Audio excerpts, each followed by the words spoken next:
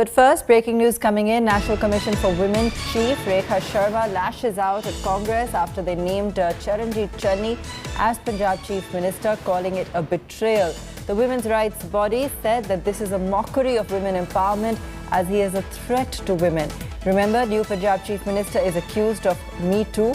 In a case dating back to 2018, Channi allegedly had sent inappropriate texts to an IAS officer. The issue had resurfaced in May this year when the Punjab Women Panel chief threatened to go on a hunger strike if the state government failed to apprise her within a week of its stand on Channi. That's the latest coming in on Channi's swearing in as Chief Minister. National Commission for Women Chief Rekha Sharma lashing out at the Congress after they named Charanjit Channi as Punjab Chief Minister, calling it a betrayal. The women's rights body said this is a mockery of women empowerment as he is a threat to women. Remember, the new Punjab Chief Minister is accused of Me Too. In a case dating back to 2018, Channi allegedly had sent inappropriate texts to an IAS officer. The issue had resurfaced in May this year when the Punjab Women Panel chief threatened to go on a hunger strike if the state government failed to apprise her within a week of its stand on Channi. 2018 में इनके ऊपर एक me too का allegation आया था और media में काफ़ी आया था. स्टेट कमीशन में चूंकि ले लिया था स्टेट कमीशन ने ये matter, they took a suo motu cognizance and the chairperson also sat on some धरना.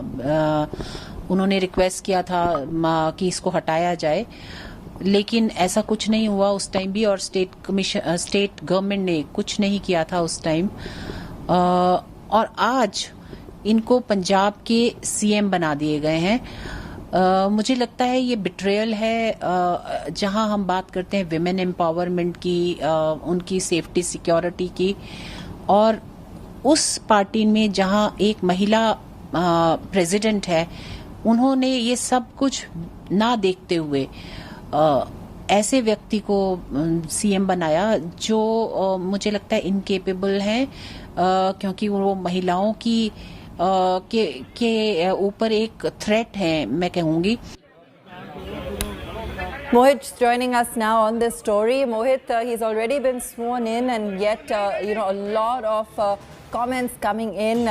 Backlash. Now, of course, the National Women's Panel opposing his appointment as well. Talk us through the latest on this story. Path to the Chief Minister's chair that was controversial for Channi, but it seems that the path after swearing in has also been rather controversial. What we are learning is the NCW chairperson herself coming out and very categorically terming him being sworn in as the Chief Minister as a betrayal. She goes on to say that this coming in a party wherein you have a female chairperson, and despite that you have somebody who's been accused of harassment in a Me Too campaign in 2018. While no action was taken against them, it seems that the party has now rewarded him by making him the Chief Minister. So clearly, it seems that the controversies surrounding Mr. Channi refuse to bow down or refuse to completely come to a halt. And a new one there, clearly indicative of how the NCW chairperson is not really happy, going to the tune of saying that this is clearly a mockery of women empowerment and the women rights, especially by a party which is led by a female herself. So clearly, what we can see or what we can hear in a distance nearby is various political parties also coming out here and criticizing the decision of the Congress party. If you remember, the various IT wings of various opposition parties have already dug their heels into this controversy, going to the tune of saying that this reeks of once again the Congress's approach. And clearly, it also talks about how there's a difference in the working and talking of the Congress party. It remains to be seen as to whether or not the Congress party will comment on this, but clearly something that the Congress party has once again found itself into controversy, which it would have thought it wouldn't have to bear about. Mohit, also give me details of what this case was all about. We've understood it was something back in 2018, resurfaced this year, but talk us through some of the details that we have with us on the case. It was a case of harassment, of course, coming to the fore in 2018 itself. The state commission for women had, in fact, in Punjab, taken cognizance of the same as well. There were demands by the commission to take action against Channi, the then MLA, and while there was no action taken at all by the government, it seems that, or the party for that matter, it seems that now he has been rewarded, and that's something that has really become the contention of this entire cause.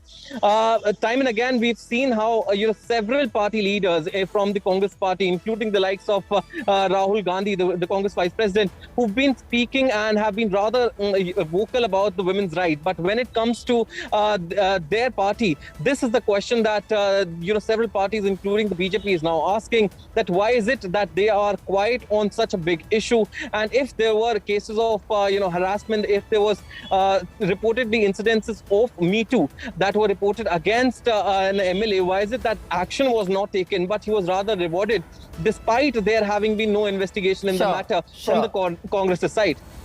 All right, Mohit, thanks so much for joining us.